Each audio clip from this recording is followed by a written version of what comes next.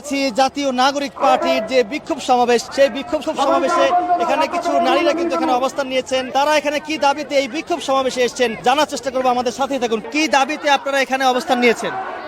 সালমা ভাই আনছে কেন আনছে এই অনুষ্ঠানে দাবি কি আপনাদের?